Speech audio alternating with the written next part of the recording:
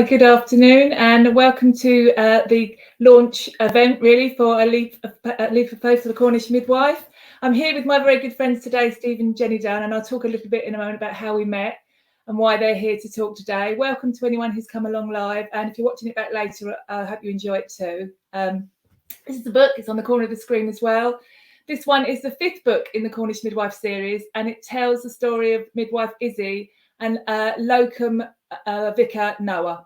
And the reason Jen and Steve have come along today is because they've helped me a lot with this book in various ways, partly because of Steve's background as a pastor.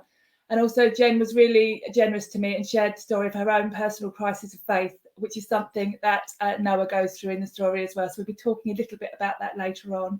Just a quick hello to some people who've joined us already. I can see Jessica Redland there. Hi, Jessica. Helen, Rolf and Ian. Great to see you all, and hopefully we'll have some other people coming along. And thank you for the congratulations for publication day. That's brilliant. Thank you. Thanks a lot. Jen, Steve and I was thinking about it earlier on, have known each other for 25 years this year. Is it really? It's our silver wedding party as well as our silver anniversary. Jen and I met teaching at a local FE college, so that's how we met. And then I was introduced to Steve as well, and we've been great friends for all of that time. When a lot of people, when they sort of write about what they like about my books, one of the things they say is they like the way I write friendships, and it's friends like Jenny and Steve that's a kind of influence that for me. It's kind of friendships that get you through difficult times in your life. They're two of the few people who've been at both of my weddings, and if I ever have a third one, they'll be at that as well. But so far, so good on number 2. But, you know, they've helped me through some difficult times, bereavement, divorce. When I had cancer, Jen was the one who came and picked up my kids every day for school to make sure they could get there for me. So we've been great friends. It's really great to share publication day with them too. Hello to Tegan as well. Lovely to see you here. Wonderful real-life Cornish trainee midwife. So it's absolutely brilliant to see you here, Tegan, as well. Thanks for coming along. So that's a little bit of background to the book and how we met. And I don't know, Steve and Jen, if you want to say anything general or whether you want to kick straight into the questions that we've got for you today. I'm happy to kick off, yeah. But okay. So everybody else knows how you felt in our kind of investment in the relationship. You've done enough back looking after us, running around after us. You go above and beyond, just so everybody else knows that. They need to know that. Yeah, she's a very good best friend to have. Joe's a legend. Oh, so that's lovely. Don't make me cry before we start, otherwise I'll never get through it. So when I wrote this book, I wanted to kind of dispel some myths about what it might be like for a vicar to have a religious life, and some of the kind of feelings that might be associated with that, the expectations that are on you in that role, and whether you're looked at almost as a public figure in that kind of role. So it was really great to know you for those years and to know your journey that you've went through. Obviously, when I met you, Steve, you were a paramedic, still very involved in the church, but it's only over the past, how many years is it you've been a pastor now? Pastor for 10 to 12 and full-time for about 8 or 9 or something.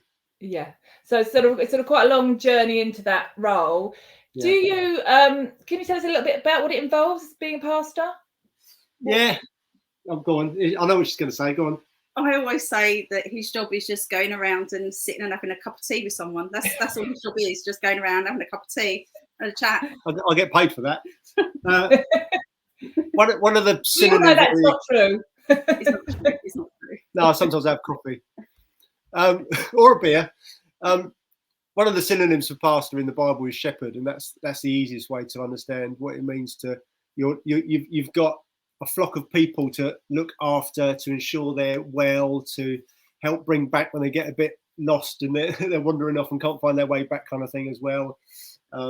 Helping new birth, new people coming to faith in Christ. There's a place for lambing season, for want of a better metaphor. But there's that kind of thing. It's about looking for the health of the flock and overseeing. And I don't do it on my own. We've got 3 pastors in our church, and as a team, I lead the team, but I'm not the pastor. I'm the leader of the team, but we're all equal. And equally, we look after, we father the church really in a shepherding manner. Farming is a great metaphor for church. It really helps. No sheep dips though. No sheep dips. Baptism. We do best. Yeah. You got the analogy can continue.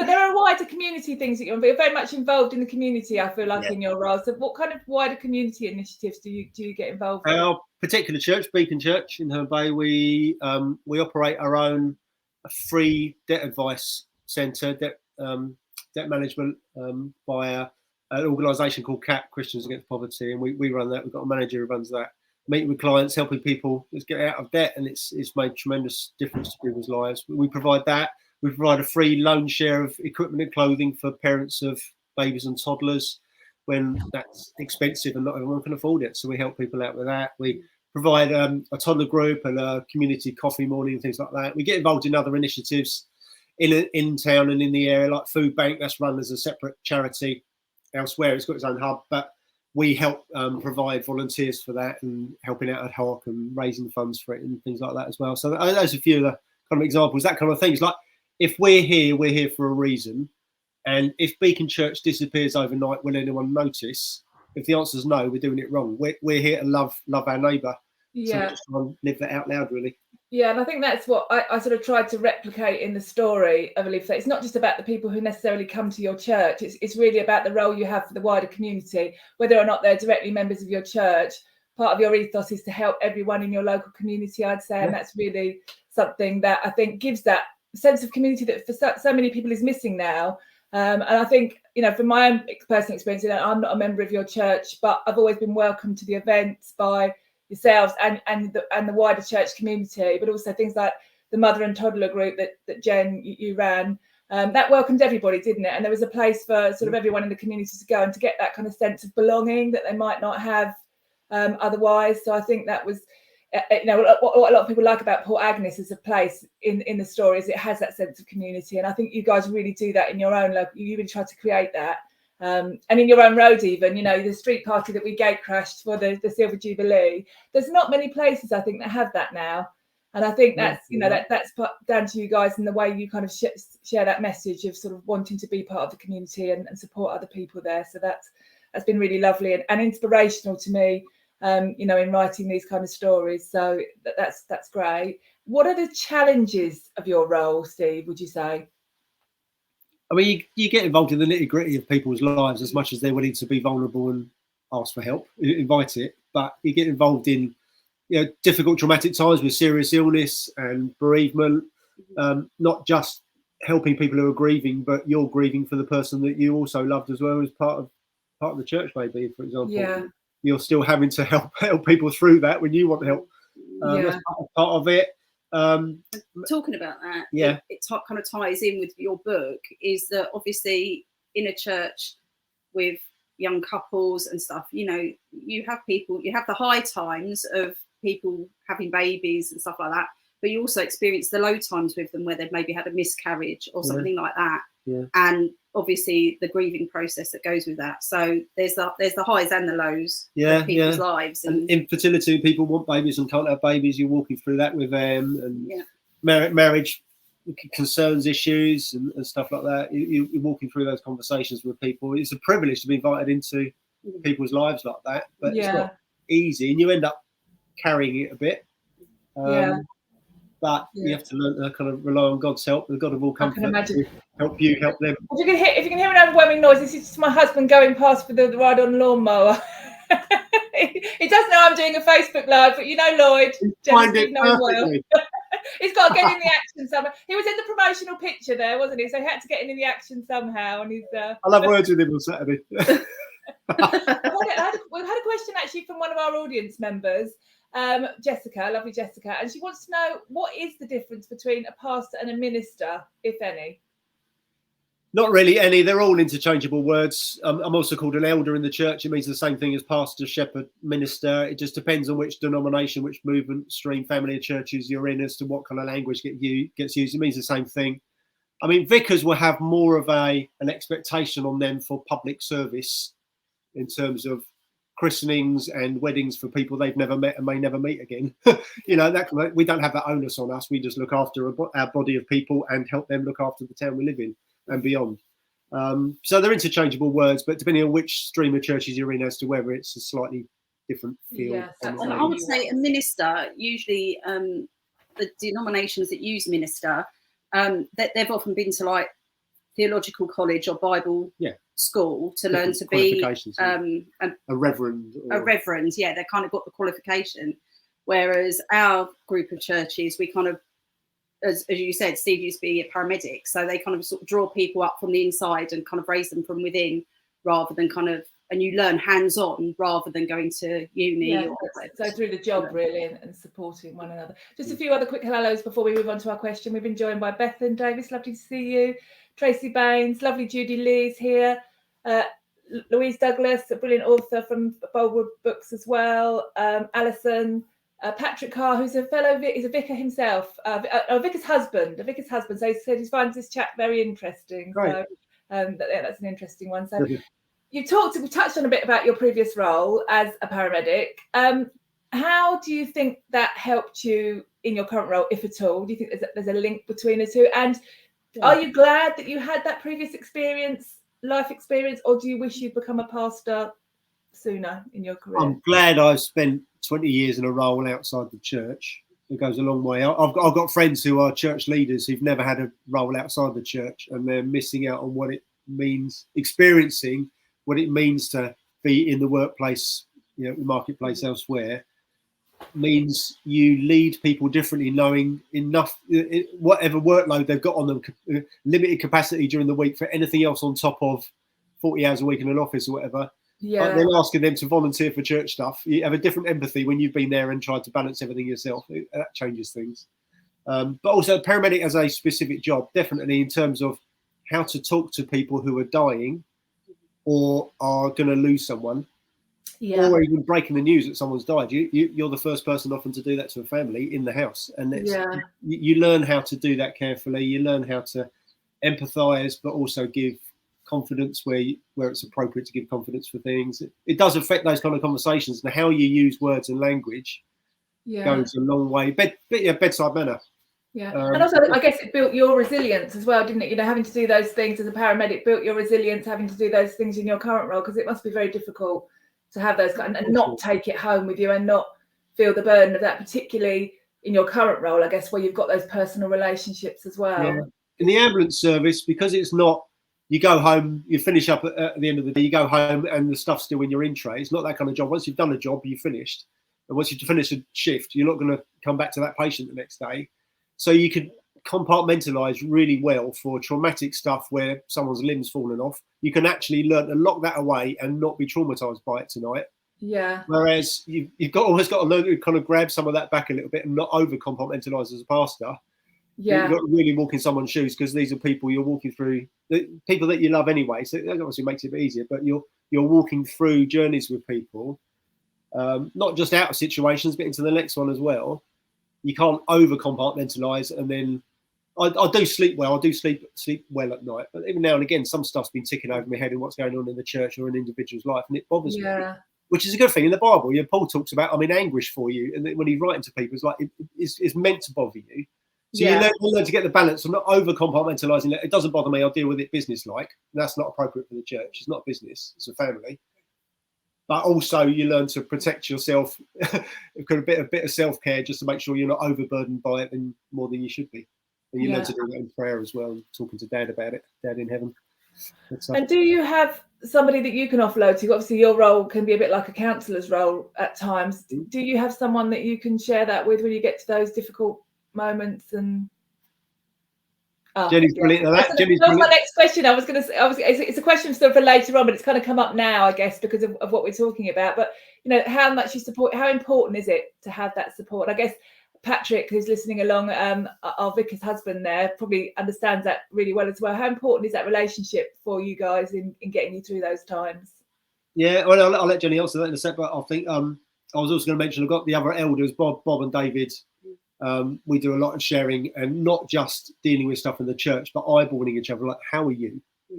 How you got a lot going on at the moment. Can I take anything off your shoulders, or is there anything you're struggling with? And we eyeball each other. What's bothering you right now? What are you getting stuck in? What habits are getting in the way, and that kind of stuff. We look each other in the whites of the eyes, and we do that, and we can be honest with each other. And that's really helpful as well. And I've got other friends in the church or in other churches as well, who, as a Christian, they can go, Steve, are you sure you're right? You seem a bit emotionally drained. So they don't just wait for you to open up; they actually challenge you to kind of Yeah. We can entrench ourselves. I'm all right. No, I'm all right. It's like, no, you're not. So you get that. But then I don't know if you want to share about. Well, what I was going to say as well is our type of church. We don't have like a bishop or we don't have a vicar, a bishop, and archbishop, and all of that. But we do have like a network, and we're part of a family of churches. And so Steve is answerable, and the church body know who to go to if they think Steve's not acting appropriately or whatever. But that person is also there as a support for Steve and to encourage Steve and to bounce ideas off of. And so there's a broader sort of support network that Steve's got. I don't like nosy vicar's wives. I don't like busybody vicar's wives. I've known a few in my time. I like to, quite often I'm the last to hear about stuff. I mean, obviously if something's bothering Steve, I'll pick up on something that's bothering him, and he'll either share or he won't, within the bounds of confidentiality. But we kind of agreed early on that I didn't want to know the ins and outs of what's going on at church. And I guess some things are confidential anyway. People have confided in you in a way that they don't necessarily want shared beyond that conversation. So for you, Jen, I think we've talked about this as friends sometimes over the years. What are the most difficult parts of being married to someone who, is really on call 24/7 effectively if needed? What are the challenges of that, and how does it affect you and your life together? Yeah, I think it's getting easier because Amy, our daughter, is now 18 and she's kind of offhand. But when you're you've got a little one, and she's never going to leave home. Just no, she's not. She's too comfortable, and it's free.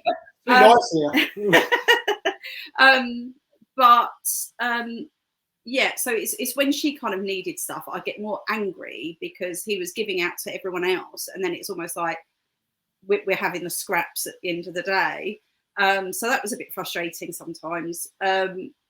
And sometimes he just peopled out. Steve's we're both introverts, and sometimes he just got peopled out. And so, most Sundays he comes home from church, and especially if he's preached, he just conks out on the sofa and is asleep. And I used to find that really frustrating because I'm like, well, now this is family time, and you're opting out. But actually, I just had to come to the realization that it's part of Steve's character that he just needs that, half an hour, 20 minutes nap to just kind of switch his brain off and recharge. So, I think it's also because Steve's not the same person that I married. I married this really shy, quiet, well-spoken person, and he gradually over the years has got louder and louder, and so it's kind of learning about each other as well, and in different situations, different things bothering, and what got me most was when it encroached on family time. Yeah, so I guess it's talking and communicating about that's got you through, and having that understanding. Because I think in the story, I know you've read it, Jen, that Noah's dad has he's a vicar, but he has no understanding of what his son's going through, and that communication completely breaks down. And that's, I think, what pushes Noah to the kind of edge, because he hasn't got that person that he can sort of have that conversation with and find a way forward. So it seems like the only way to go is out for him. And I think you can see how important that is in your lives, to be able to work through those things and to grow together, like you said, I guess is what it is. Yeah. How about your role in the church? What is it that you do to, beyond supporting Steve? I know that there's a lot, and how has your professional background influenced that? Yeah, so when we first moved to the church in Herne Bay, we were there to kind of bring some younger life to it, and so I quite quickly started off the parent and toddler group Coffee and Chaos, and I ran that we ran that really for 10 years, and that was a really good sort of way just to get into the community, because we've been going to church in Canterbury, so we were kind of out of Herne Bay really, and sort of bring our focus into Herne Bay and start getting to know people that were in the community. Yeah. So it was that, and obviously working at the college, going out as an assessor, and then obviously I became a mentor, where you are in more of a listening kind of capacity. Yeah. there are very much transferable skills. There's the empathy, especially when you're dealing with children that may be in care, and all the things that come with that, and just being empathetic and listening. So a lot of those skills kind of cross over into being a pastor's wife. Absolutely. I think it's those in the book, it's those transferable skills that you would even have between being a midwife and being in a role as a community leader or church leader. That bond, Izzy and Noah, because they've got that understanding, that empathy, and needing to support people. When there's a story of loss in the book, they come together to support a couple who are going through a bereavement. And again, you can see those transferable skills, can't you? There, that empathy and the people skills that are really needed to kind of drive those things forward. So, I worked with you, Jen, so I know what a good mentor you were for young people and how incredibly patient you were. So maybe that's what's got you through with Steve as well all this time. Yeah, it's not being married to a pastor, it's probably being married to Steve Dunn, I think. Well, I wasn't going to say it. I didn't want the 25 years of friendship to end today, Steve. So you like. We talked about some of the hardest things about being a pastor. You talked about, obviously, the bereavement and going through loss and the difficult parts. What would you say the best part of your job is? What's the very thing that makes your heart sing about being a pastor? What's the best bit? Just seeing lives change when we've got people with remarkable backgrounds. If they wrote their stories, you wouldn't believe. People involved in childhood ritual abuse, and people involved in witchcraft, and people involved in drug addiction, and all this kind of stuff. Just you think of it. We're not a big church, but between us, we probably come across that in one of our backgrounds. But to see the difference that Jesus makes in people's lives, he's not a silver bullet for fixing our problems and we'll be better people. It's not about that. It's about relating with the living God who's rebuilt a bridge between God and man when we've turned the other way. But in coming to know him, that difference that he makes to people's lives and how you become different from the inside out, you're washed clean from the inside out, and you see that character change and people's habits and lives change and their countenance change. And we know someone who, when we first met them, they were staring at the floor because they had so many mental health issues, and it was just their head and their heart was a mess. Yeah. And they were staring at the floor, would never make eye contact, really dour, round his shoulders, just like this. Wouldn't let you in, but kept coming back because there was something that attracted us. Like, I want to know what's going on here. Having met with Christ and then him working through them and us being part of that story and helping them work out what it means to be a Christian, that this person is unrecognisable, is someone else now. And and over the years, you could see it's like God was turning up the dimmer switch on the light bulb, and just gradually they are. If you met them, you think they were two different people, and it's that kind of thing, where time and time again, you see the difference Jesus makes to people, and then how he knits people together as a family as well. It's not without friction. Families have friction. We have to work that through. It's not all sweetness and light all the time, but that's a good thing because it's real. And how Jesus knits us together as individuals who are growing, but then how we grow together for the sake of the people around us who don't know Jesus yet. Watching that happen over and over and over again just makes me sing. It's brilliant. So those new beginnings, those fresh starts, that sense of community and belonging is all part and parcel of that. Absolutely. Yeah. That's that. So Jen, talking about this experience and how much difference that's made to people you know in your own lives, you were kind enough to share. I was there when it happened, your crisis of faith. We were working together at the time, so I was there when you were going through it. But you were kind enough to sort of reshare that with me when I was talking about Noah's crisis of faith. And obviously, for a vicar to be having a crisis of faith is quite a huge thing, not just a huge part of their identity, but obviously vocationally and everything they know and are. For you, how involved you were in the church, and with Steve moving towards the role that he was going to take, it must have been an absolutely huge thing for you. Can you tell us a little bit more about how your crisis of faith came about and how you worked through that and the impact it had on you, really? Yeah, so I think I've actually had two crises of faith. So when Joe said, can you talk about it? I was like, well, which one do you want me to talk about? Which one do you want? But I'm always questioning, and that isn't wrong. That's a good thing. The Bible tells you to question. And so I'll start with that. But my first crisis of faith was it was not long after we met, really, was it, Joe? It wasn't, no. And basically, Steve's best friend was killed in a car accident. Fortunately, no one else was involved. It was just a freak accident, which kind of almost made it worse because he wasn't speeding, or he wasn't DUI or anything like that. And he was Steve's best friend, and he was Steve's best man. And he was like a really godly guy, and he was involved in the worship team. And when Steve and I thought that, we'd rather go to the cinema than go to church, it was him that brought us back on track and sort of challenged us. And I was like, well, how can this really godly, good, lovely guy, who I always said if things with Steve didn't work out, I was going to marry James. Yeah. But he was just such a lovely guy, and it was just such a freak thing to have happened. And the witnesses were like, we don't know what happened.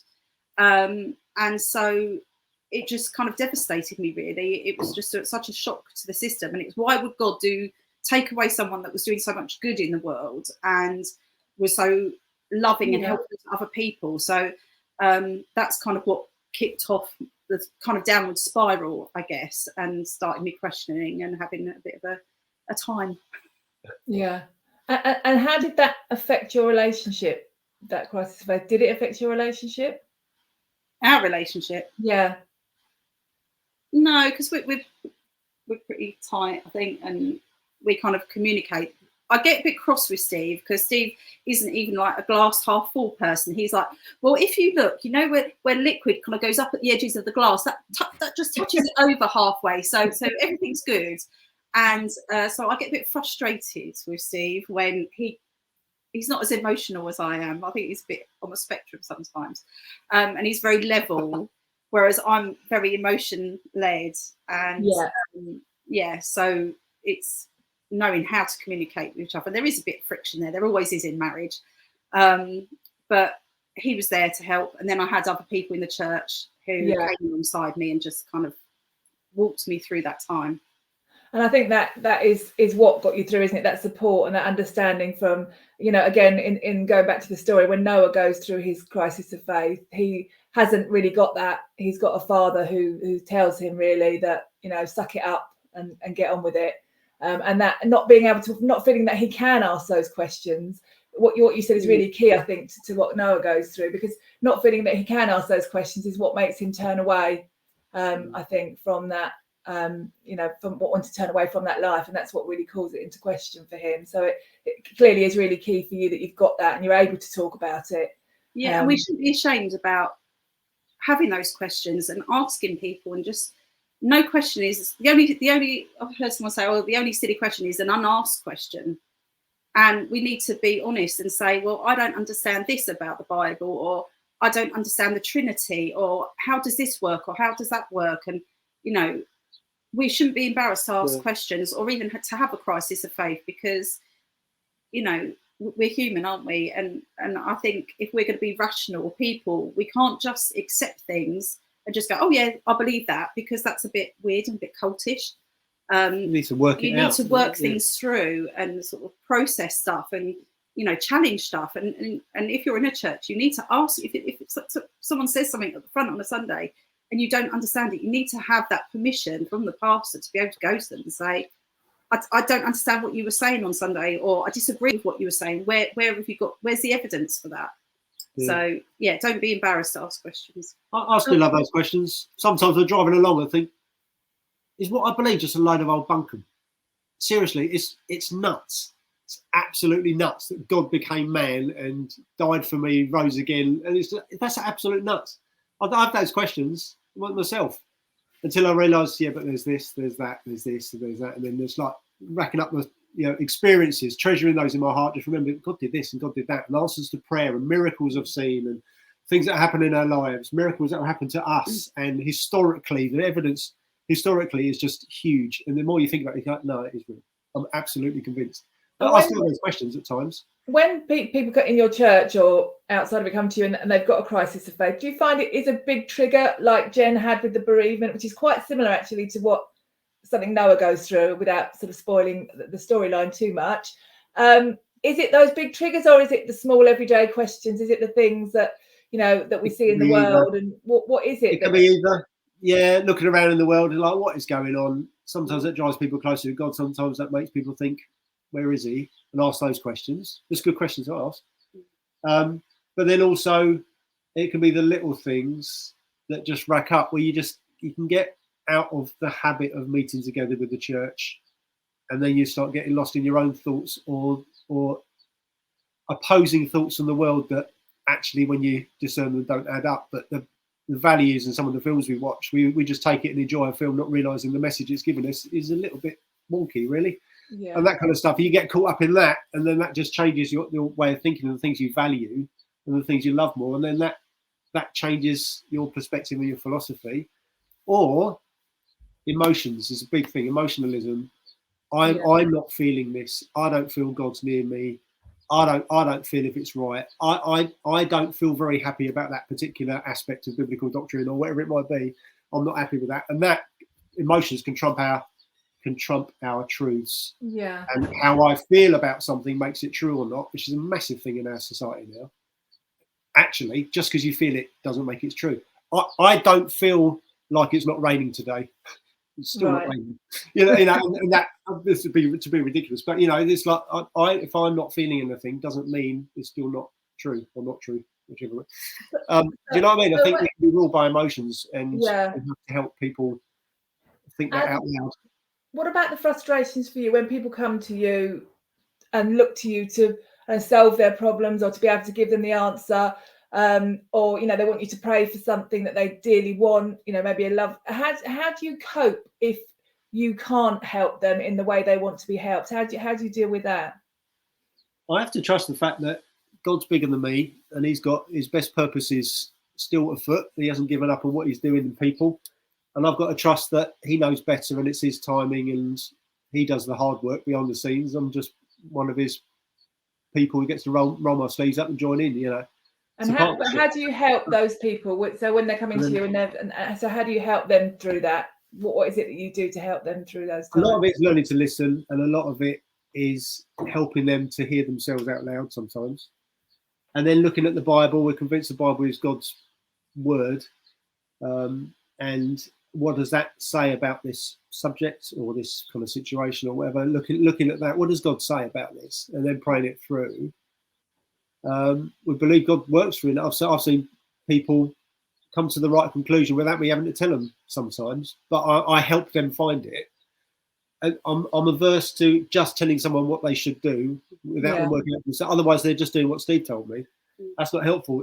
Actual true discipleship, what it means to follow Jesus, is learning to follow Jesus, not following Steve's way of telling you how to follow Jesus. Sometimes someone asks me outright, but what does the Bible say I should do? It's like, well, there's this, but let's work out why it would say that, and let's work out how you would step into that, rather than off you go and do it. That's inappropriate. So it's a bit like the counsellor's role, I guess, where they can't give. I always quite fancied being a marriage guidance counsellor, but I'd be just saying, I'll just leave him, and you're not allowed to do that, are you? But it's the same kind of sort of premise, isn't it? Really, that you can't, you're suggesting and you're giving methods and ways of doing things, but it's not for you to dictate to people. No, it's pointing people to Jesus, and then if they truly go looking for Jesus, they'll find the answer, and it's the right one. I think there's also it's an ongoing relationship with these people. These people don't just kind of, because the way our church is, because we're not a Church of England church where people kind of expect the vicar to be available all the time for them, because we know the people, we've got to know them often over many years. It is that discipleship, that ongoing preaching and teaching, and them knowing that like becoming a Christian isn't going to be like a magic wand. It's not going to, make your life perfect all of a sudden. You're not all of a sudden going to get yes to all your prayers, because God does often say, not now or no. And so it's that ongoing discipleship, and people being aware that God does sometimes, like he's not Santa Claus. He's not just going to keep giving you whatever you want, because then you end up with a spoilt child that, is just really entitled. So, and that no one wants a Christian like that. So there's that. And there's also sort of drawing in our own experiences of life. And, I know Joe won't breach any confidentiality, so I don't mind saying this, but, I've got a health issue that's been sort of lifelong, really. And, you know, obviously we pray for healing, and, you know, I know that God can heal. I've seen x-rays where bones have grown back. I've seen x-rays where heart valves have grown back. I've seen the imagery. But, you know, it hasn't happened for me. And I've got to accept that there's a purpose in that, and there's a reason for that. And we went through sort of infertility, subfertility, however you want to go through it, you know, however you want to term that. You know, so we've been through things in our own life that we can kind of relate to people and just sort of say, you know, life is tough sometimes, you know, and life's hard, and you know, that doesn't make what you're going through any easier, but you know, we're here for you, and we'll pray for you, and we you know, we'll pray that, you know, you can walk through this path that you've been given as well. So I think that life experience and the acknowledgement of tough times is such an important part of being able to support people in any capacity, isn't it? Whether you're a counsellor or a pastor or a teacher or a midwife, you know, that acknowledgement that things don't always go perfectly, but to offer that support and to allow someone to communicate and actually vent their frustrations is a really important part. In your wider roles, I know you're both involved in foster panels. Do you want to tell us a little bit about that, what that involves, and how you feel the skills that you've developed in your working lives have supported you in those roles? You've done it longer than I have, so like yourself, Joe. So I'm involved in a couple of independent foster agencies on their panels. One of them with Joe, and just getting the opportunity to read material that's been prepared by social workers about prospective individuals or couples who want to put themselves forward to foster children, or ongoing annual reviews or triennial reviews of people who are already doing it, and you get to ask them questions and interview them and kind of colour in the black and white paperwork. You colour it in by meeting with them. And by the end of it, you make a recommendation as to whether you think they're appropriate to go into fostering or not, with the right kind of caveats about what kind of support they're going to need around them and stuff like that, and where they need to grow and get training. And then, because of the annual reviews and all that, you get to meet these people time and time again and hear the stories of what they've been doing and the difference they made to kids' lives. And it's so heartwarming. You get to play a part in that story. You may not be fostering, but you're a part of that story of helping them along the way in their journey to grow as foster carers and provide a loving home for kids that would otherwise not necessarily have had it. And it's tremendous. And now you started doing another one with Joe, haven't you? Yeah, and I think again it comes back to the skills that a midwife has really. It's those listening skills, those skills of empathy, and often, you know, if a potential foster carer has been honest, like they should have been with a social worker, these people will not have led perfect, you know, lives and been, you know, perfect, because that's not what humans are. You know, we have messy relationships. We might have had a tough upbringing. We might have gone through divorce. We might be a blended family. And so it's having those listening skills, those being empathetic or empathic. It's not judging people that maybe live a different lifestyle to you, because you know, they're still going to be brilliant foster carers probably, you know, and so you need to read the whole story and delve into the background. And that's what I quite like, is like digging a bit deeper and asking them the questions, because often on black and white things can sound a bit rubbish or a bit, and then when you ask them the question, they go, well, actually X, Y, Z, and as Steve says, you kind of colour it in, you get more of a picture of that person and what they've been through, and then you think, well, actually those skills they can bring through into fostering, and you know, and that's often really helpful. You know, people that have had maybe more difficult upbringings make excellent foster carers. So it's just not judging, I think, and just being more a people person, and maybe like a midwife, or maybe even more of a health visitor type role, is that you have to be a bit investigative, and you have to kind of delve a little bit deeper and ask the right questions so that you get the right answers that you want. Absolutely. In terms of transferable skills and backgrounds as well helps. That I've got background in the health service, so I know a bit more kind of from the medical side of things, and Jenny with further ed and so on like that. We've got people on our panels who are care leavers themselves. They went through the foster system as children. They bring those experiences to the table, and between us, a mix of people with different backgrounds, we get to see different stuff in the paperwork that other people missed. Makes a tremendous difference. Then work together as a team. And I think working with both of you guys in well, with Jenny as a teacher, but on the foster panels, one thing that has really sort of struck home with me is how non-judgmental you are, and how people perhaps might expect, people of your faith to have very strong judgmental, but it's not true at all. Actually, your openness and your willingness to support people. And I think, going back to the book, that's what Noah wants, whether he, and one of the things, Jen, you shared with me when we were talking about your crisis of faith was the difference between a good thing and a God thing. And ultimately what Noah wants is to do a good thing, and whether that's being part of the church or not, he wants to be that non-judgmental, supportive person, and that's so important to him. But what he sometimes finds within the kind of church hierarchy is coming up against a brick wall with that, the constraints that are placed upon him to be that way.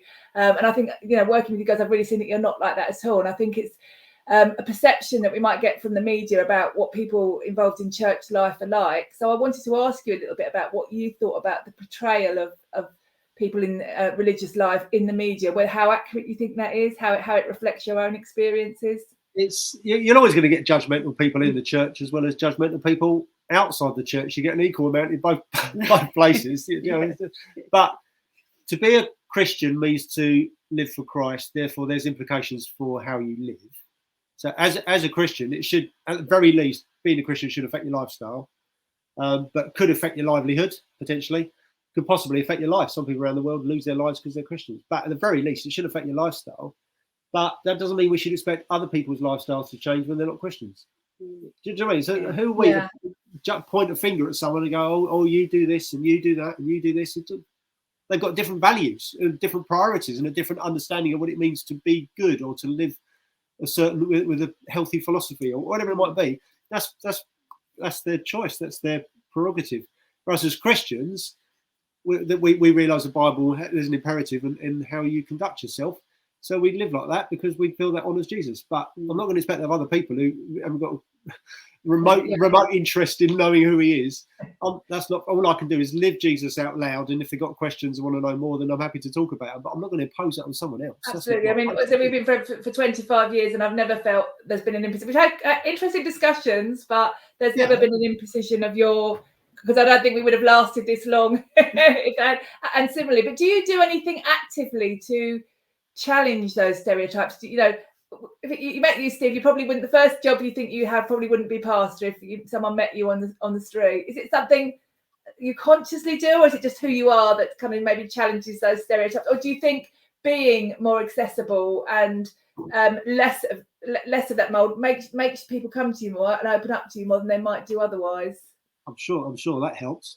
People maybe get a whiff of, if I speak to Steve about anything, he's not going to turn his nose up, roll his eyes, scoff at me, because I wouldn't. And I hope people just unconsciously get a whiff of that kind of, authenticity, I suppose. I am who I am.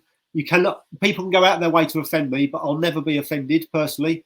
Either I'll think you're right and I'll laugh with you, or I'll think you're wrong and I'll laugh because you're wrong. I won't be offended. So people can say what they like to me, but even about themselves and how they live, it's not my place to judge that. If they're a Christian, we'll have a long chat about, is that honouring Jesus? We'll talk about that, but I'm not gonna wag a finger at someone, and I hope people just kind of get a whiff of that. So I just try and live who I am out loud, and hopefully that makes me approachable. But I've got friends from all sorts of backgrounds and experiences, and we love each other a bit, and I would never treat anybody differently. So no, I don't.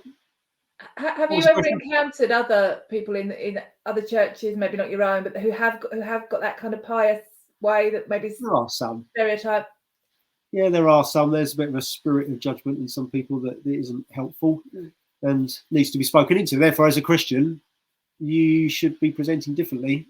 Jesus said, "Judge not, lest you be judged." I mean, he talks about discernment in the church. He said, 1 Corinthians 5, there's something happening there. You need to deal with it. Tell them it's wrong.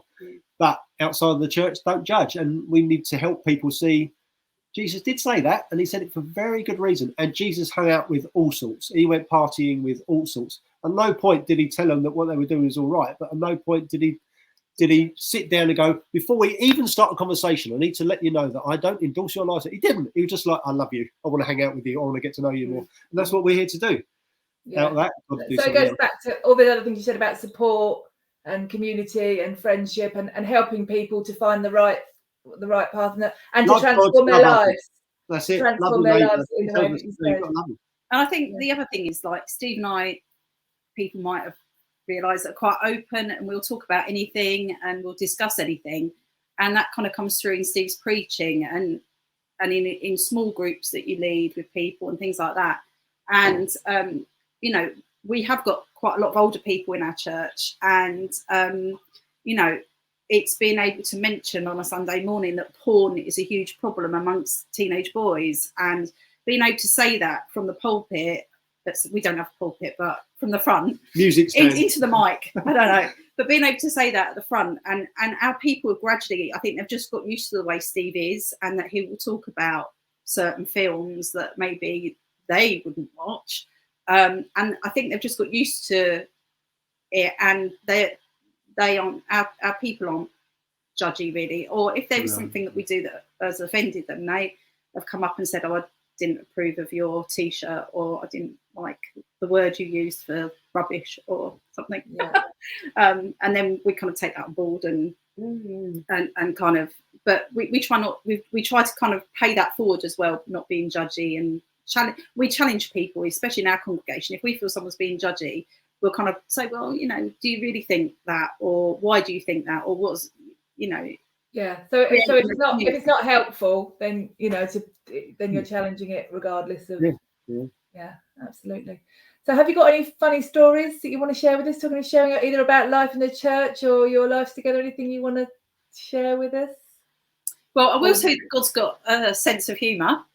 Yes, yes. He has, because this is a long time ago, when we first got engaged, we were in Bromley, and there was someone in the church that was a DJ, and I was like, I became a Christian when I was 16, and we got engaged when I was 17, I think. And I was like, I don't want a Christian at my DJing my engagement party. I want to have fun. And so I went through I asked word of mouth, and they said, "Oh yeah, this person's a really good DJ. Here's the business," and it was like the business name. So I just phoned it up, and I actually spoke to this person's mum and booked it and everything else. Anyway, this guy at church had offered to do it for free, and I was like, no. And then when he turns up, it was the guy from church. So you'd ended up paying for something you could have had for free. Yeah. So I think God's like, Jen, you know, be a bit kinder and a bit more gracious and less judgy, maybe. Yeah, definitely a lesson in there somewhere, isn't there? Yeah. I remember on other individual stories, probably wouldn't be fair to individuals to tell the story. I'm sure about their brains, but I do know growing up. I grew up in the church. Jenny didn't grow up in the church. I did. And I remember seeing the pastor in his pulpit one Sunday morning when I was, I don't know, 5, 6, 7, I don't know what it was, preaching. And I was thinking, that looks like that public speaking, that was like the most terrifying thing on the planet. And I pray, dear God, whatever job you give me, I don't want that one. You can just imagine rubbing his hands like, watch this space, boy. I've got you. Now I love it. Yeah. Do you know what I mean? But he knew what I needed. He knew what I needed. Yeah, and I think it's like Jen said, it's changed so much, you know, over the time. How you are with that, and how at home you are in that role has really grown. Obviously, it's quite an all-consuming role, and it isn't just a 9 to 5. I've seen that when people I've come over to you for lunch, and there's been someone there you've been helping and supporting through a difficult time just because they need you. But when you do get some time not working, not supporting everyone else, what do you guys do to unwind and relax? We just don't talk. We just sit in other rooms. No, yeah, we like films. We love films. We love films. We love having dinner with friends like Jojo. Yeah, and hanging out with you. We like TV series and stuff like that. There's some good TV series we work through as well. So sometimes we just sit and chat, just turn everything off and just have a chin wag, and just next thing you know, another hour or two's gone and just been talking over a glass of wine or something. So what else you're both hiding your lights under a bushel here. You're both hiding your talents. Jen is an absolute hobbies. Yeah.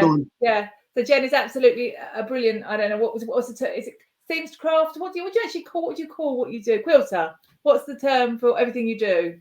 Well, we like to. Well, the modern term now is no longer a sewer because it's spelled the same as sewer. So we like to call ourselves. That could happen. So a lot of people call I'm themselves still in my spare time. It's her craft room stinks.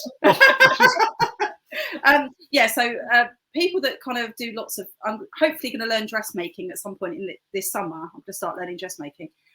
So then I'll be a sewist, but at the moment I'm just a quilter. Not just because she makes the most absolutely beautiful quilts that she's made for my grandson, and she made a lovely one for my 50th birthday, and also there's one coming for my granddaughter to be. Also, Jen, I've got a pair of shorts if you're learning to sew that Harry wants fixed, so I'll be I'll be popping. You can experiment on his shorts. But no, she really is playing it down. She's so talented. I mean, I spent 2 terms at school making a wraparound skirt, and all it was good for was washing the car at the end of 2 whole terms. So I completely take and that was with help from the teacher. There's absolutely no hope for me. I do tacking stitches about this long if I'm trying to sew anything. Well, I got into quilting. I only got into quilting about 5 years ago, and what had happened was I used to love sewing. My aunt is a brilliant dressmaker. She did all the evening classes were a thing, weren't they, back in the 70s, and everyone did them. And she learned how to draft patterns and everything. And she made wedding dresses a lot, just in her spare time.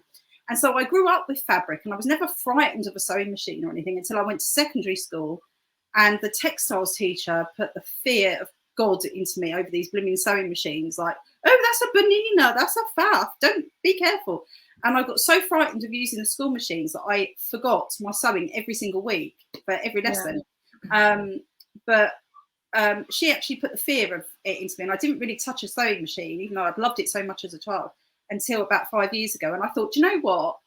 I could probably do some patchwork, because I could probably sew a straight seam for about 2.5 inches.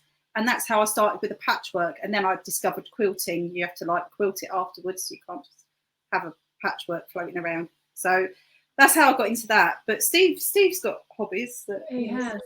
But you were busy forgetting your sewing, and I was busy forgetting my PE kit when I was at school. But one thing I did like always was writing, and I share that in common with Steve. Steve, I want to say a little bit about your writing career and your support for other writers that you offer as well as part of that. Yeah. I've written a few novels. Got 5 novels out in the wild of varying genres, all mysteries, but some historical novels, some fantasy, some kind of modern day crime. I quite enjoy writing, and I've got 3 more brewing. I've started 3, and then the pandemic hit, and I've just struggled to write. My creative juices have got kind of sucked dry, as you know. Yeah. But I'm working on it. And then with Jenny, together, we've written 4 out of a series of 5. Got one. The next one is started and needs to be finished.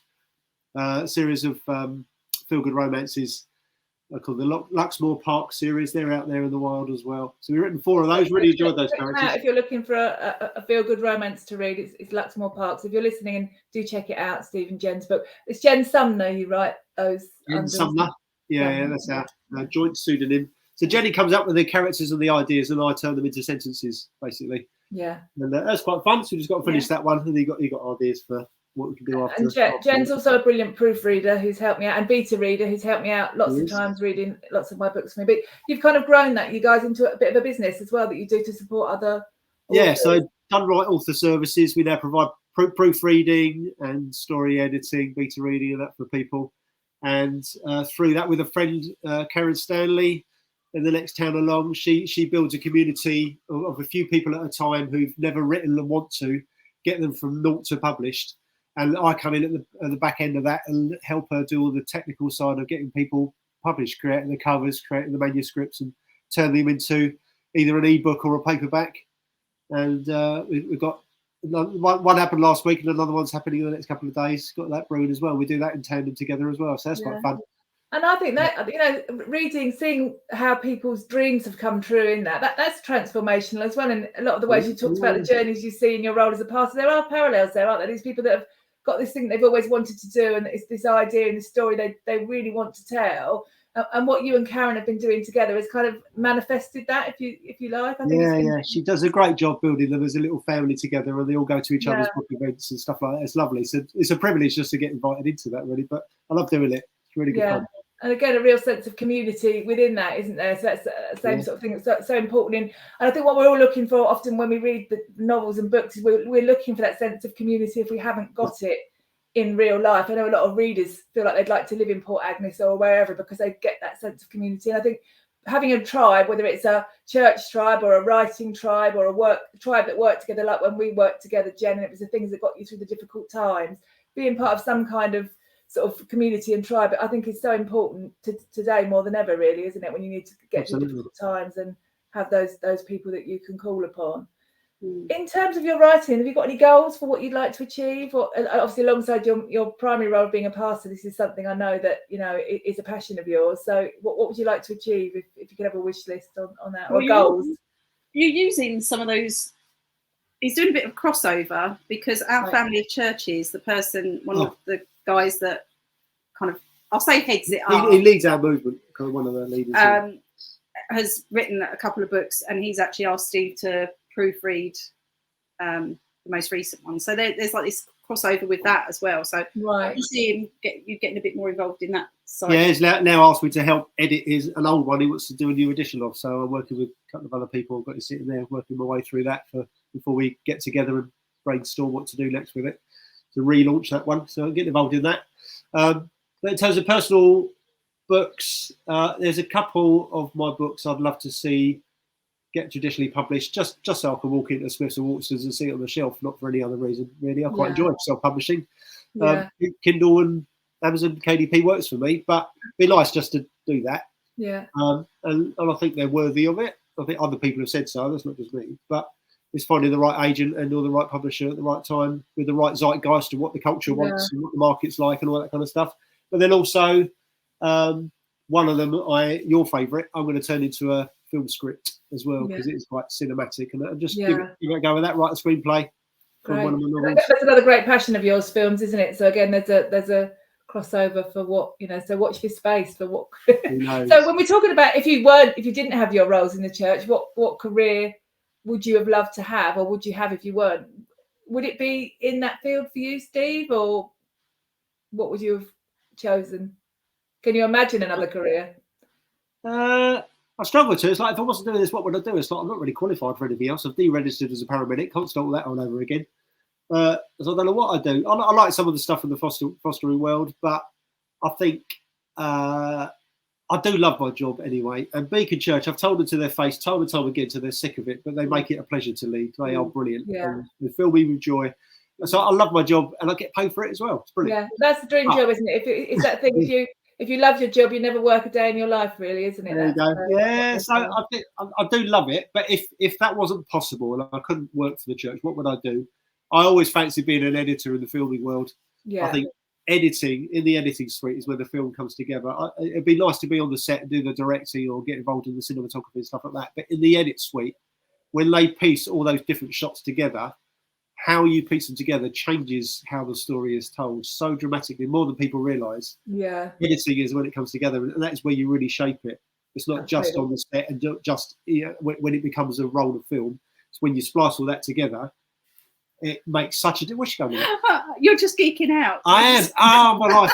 I did try and get into I absolutely understand what you say, Steve, because it's the same with when you have a fantastic editor like I've got in Emily. Editor, changes the pace, changes the tone. It completely change. Just a couple of key points that they can pick up on can completely change the dynamic and the character arc and everything. And it's so important to have a good editor.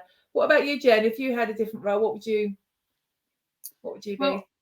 I still don't know what I want to be when I grow up, and time's running out. I'm, pushing 50. So we've got another 40 years till you can retire on today's thing. So you've got plenty of time. I did love the mentor work, and I do love the foster panel work. So I do sort of think about, could I be like a social worker or a social worker's assistant, something like that, or going really mad, I've got into true crime, and so I wouldn't mind being like a sort of psychologist or something like that.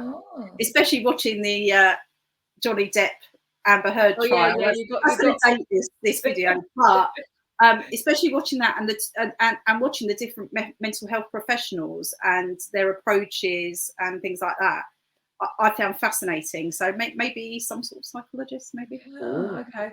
Well, it's a genre I'm thinking about maybe moving into for some writing. So we'll have a conversation, and maybe maybe I can get your support on that as well. And you could be my advisor. I know you go down the rabbit hole with those videos and different things and the true crime. So I'm sure there's a lot again I could draw upon.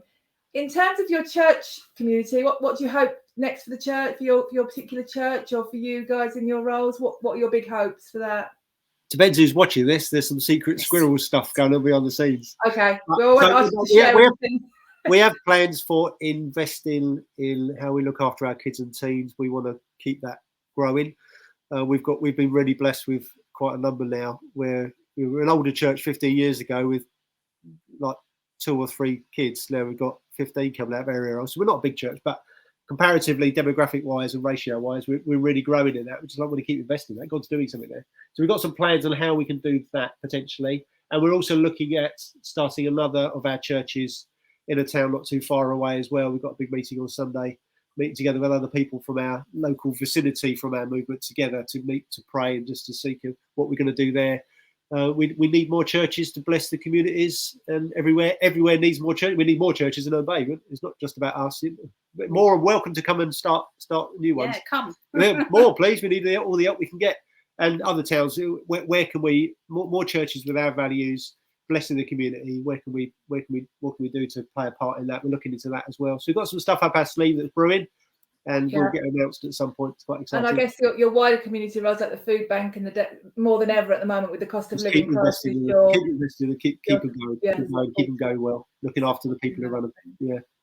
Absolutely, it's amazing work that you guys do, and I really do admire you for your community roles as well, and welcoming everybody into that, regardless of their belief systems, and just being so open, I think, and supportive of the people that you meet, including myself. So it's been great. Thank you so much. I could hug you from here. Thank you so much for coming along today and sharing a little bit about your experiences. Obviously, it's a little bit different to Noah in A Leap of Faith for the Cornish Midwife, but there are similarities there, I think. And again, wanting to support people, asking those difficult questions, and questioning the role and the path he takes, and the people, and how much support of one other person can make a difference to your life, whatever you do for a career. And I think, as a romance writer, I have to be a believer in love stories, and you guys have got a great love story, regardless of its ups and downs and the things that drive you mad about each other. So I'll see you anyway Saturday for dinner. Yeah. But thanks a lot, you guys, for coming, and thanks everyone who came along to watch. I've had some lovely comments about how wonderful and supportive your church is, and how much people have enjoyed hearing about your experiences. So thanks again, guys, for sharing. Thanks for everyone who came along. Thank you for having us. Thank you. Thank you.